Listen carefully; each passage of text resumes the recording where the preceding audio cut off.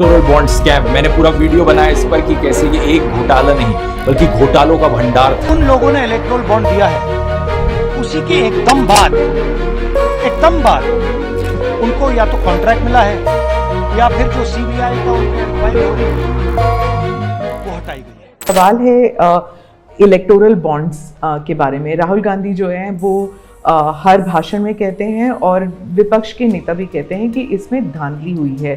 आपकी पार्टी के लोग भी कहते हैं कि अगर गलती है, अगर इसमें कोई गुंजाइश है इसके सुधार में तो वो कर सकते हैं। क्या ये गलत फैसला था इलेक्टोरल बॉन्ड्स का? पहली बात है कि हमारे देश में लंबे अरसे से चर्चा चली है कि चुनावों में काला धन एक बहुत बड़ा खतरनाक खेल हो रहा है।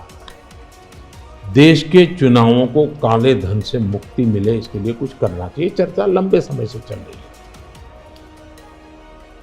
चुनाव में खर्च तो होता ही होता है, कोई इनकार नहीं कर सकता है। मेरी पार्टी भी करती है, सब पार्टियां करती है, कैंडिडेट भी करते हैं और पैसे लोगों से लेने पड़ते हैं, सब पार्टियां लेती हैं। मैं चाहता था कि हम कुछ कोशिश करें कि इस काले धन से हमारे चुनाव को कैसे मुक्ति मिले, ट्रांसपेरेंसी कैसे आए। एक प्रामाणिक पवित्र विचार मेरे मन में था, रास्ते खोज रहे थे। एक छोटा सा रास्ता मिला, वही पूर्ण है वैसा हमने उस समय भी क्लेम नहीं किया था। पार्लियामेंट में डिबेट में सबने उसको सराहा भी था। आज जो लोग उलट पुलट बोल रहे हैं उन्होंने सराहा था। पार्लियामेंट डिबेट देख लीजिए। हमने कैसे कैसे काम किया, जैसे 1000 और 2000 के नोट खत्म कर दिए। चुनाव में वही बड़े बड़ी मात्रा में ट्रैवलिंग करते हैं, क्यों? ये काला धन खत्म हो। हमने सुप्रीम कोर्ट ने कहा था कि 20,000 रुपये तक पॉलिटिकल पार्टियां कैश ले सकती हैं। मैंने कानून बनाकर, नियम बना करके 20,000 को 2,500 कर दिया। क्यों? क्योंकि मैं नहीं चाहता था कि ये कैश वाला कारोबार चले। फिर मैंने कहा है कि इलेक्टोरल बॉन्ड, कि जो पार्टी अपना सीक्रेसी मेंटेन करना चाहती है। होता था क्या, जैसे हम पहले बीजेपी में चेक से पैसा लेंगे तय किया, तो सब व्यापारी लोग हमें आकर के कहें साहब हम चेक से दे ही नहीं सकते। हम कहा क्यों नहीं दे सकते? बोले हम चेक से देंगे तो हमें लिखना पड़ेगा, हम लिखेंगे तो जो सरकार है वो देखेगी कि ये विपक्ष को इतना पैसा दिया, तो हमें तो वो परेशान करेंगे। तो बोले हम तो पैसे देने के लिए तैयार है लेकिन चेक से नहीं देंगे।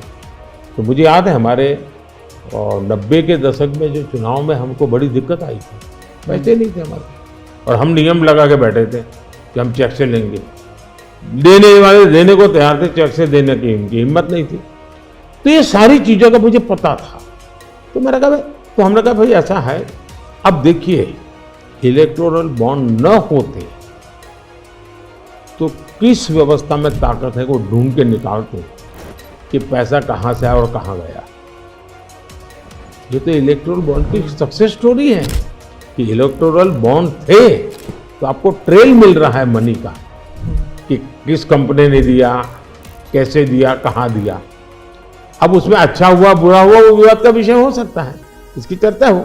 मुझे जो चिंता है वो, मैं ये कभी नहीं कहता हूँ निर्णय में कोई कमी नहीं होती है। निर्णय को चर्चा कर सीखते हैं, सुधारते हैं।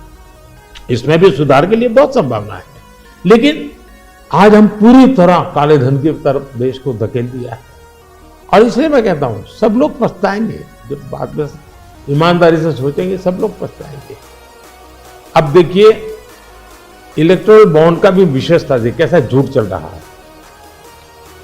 कुल देश में 3000 कंपनियों ने इलेक्टोरल बॉन्ड दी है। उसमें 3000 में 26 कंपनियां ऐसी हैं जिन पर कार्रवाई हुई है। ये कहते हैं ना ईडी वीडी टिकना फला, 3000 डोनर है, उसमें सिर्फ 26, और उनमें से 16 कंपनियां ऐसी थी छापा जब लगा उस समय बॉन्ड खरीदा।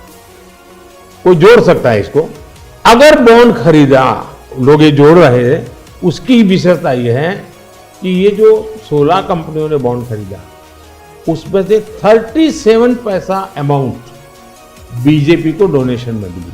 37, 63% बीजेपी के विरोधी पार्टियों को मिली। अगर पूरे जोड़े जाएं तो हाँ। मैं ये 16 कंपनी जिसका ईडी सीबीआई कोई न कोई उस समय एक्शन भी हुआ और बॉन्ड भी निकला, 37% अमाउंट बीजेपी ने, 63 ऑपोजिशन को। क्या ईडी रेड करे और ऑपोजिशन को डोनेशन देने का कार्यक्रम वर्क करे? क्या बीजेपी ऐसा करेगी? इसका मतलब कि 63% पैसा विपक्ष के पास जाए और आप आरोप हम पर लगाए, लेकिन उनको गोलमोल बोलना है और भाग जाना है।